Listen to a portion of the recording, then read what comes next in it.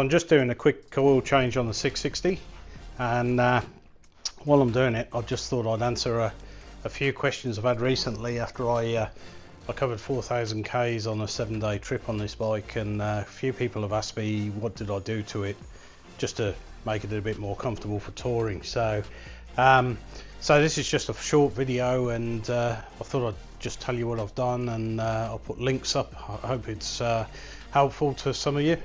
The first thing was the V4 screen, the higher screen.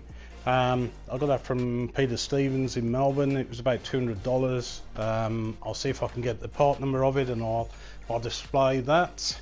Yeah, made a hell of a lot of difference.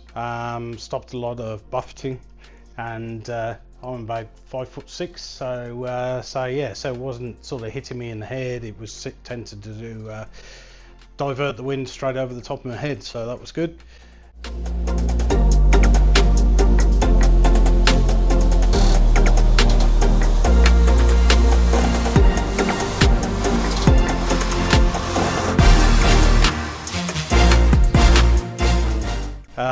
Also put bar risers, as you can see on here, on the triple clamps.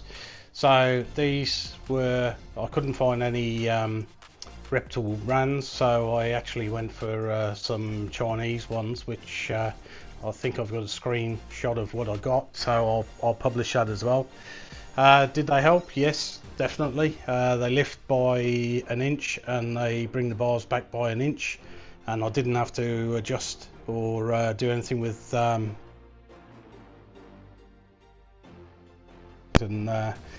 just put that in a different place, and that just holds the brake line. So yeah, so they were okay. They're cheap and cheerful. Yeah, if I see a better brand, I might swap them over, but for the time being, they'll do the job. Next thing I did was the gel seat insert into the original seat. My seat guy Adam actually did a fantastic job there. You can't even see any join, and bearing in mind this has had a good ride, or a lot of good rides since. So he basically took the seat apart and inserted gel pad inside the original seat and then put it all back together. More cost effective than buying an aftermarket gel seat, or even looking at a genuine Aprilia gel seat. So and it still retains that red seat, the original red seat. So that was also a massive help. I found that I didn't have any backside issues at all when I was riding right on the ride down to Phillip Island and back. So I'd recommend that. I'll put Adam's details on the screen, but bear in mind he's in Brisbane, so if you're local, give him a try. But otherwise, yeah, hopefully this is some help to you.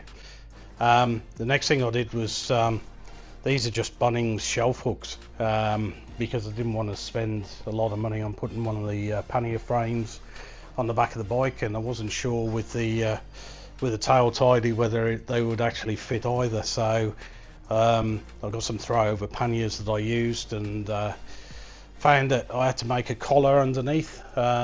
This is a bit of a bodge really, but it did the job. It held the panniers on there. They didn't move.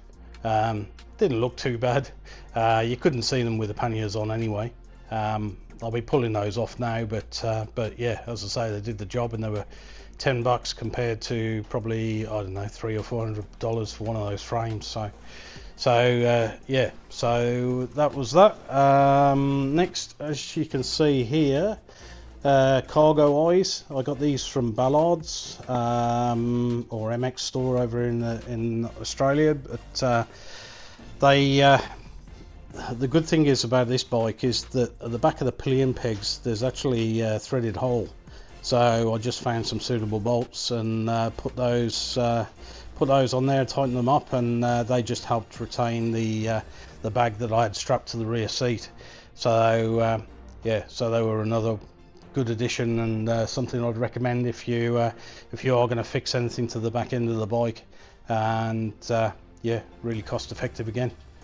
And last but not least was the the USB, which was the genuine USB plug. I found the part number of it, which I'll try and add. Which is yeah, it actually suits a whole range of models, and pretty much universal across Guzzi and Aprilia. So I found that by searching the part number and put it into eBay. Found a second-hand one off a wreck bike, and yeah, so that saved a bit of coin as well. So yeah, apart from that, yeah, would I recommend the 660 for touring? Yeah, definitely. I found it, yeah, it was comfortable, it's light, and the only thing I did have a problem with was my knees, but that was after a good long day's riding without many stops. The seat was an excellent addition, and the bar risers just helped me, took it away from that semi-sports sort of bar position, so so that was good.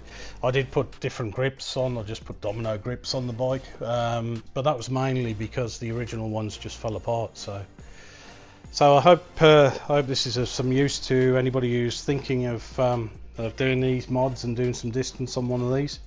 Now back to the oil change, and if anybody has got any idea of how you reset the service light on these, please drop me a comment, because don't really want to go into the dealer and just get them to reset the service light after I've done the service on it. Alright, thanks very much, and catch you all soon. Cheers.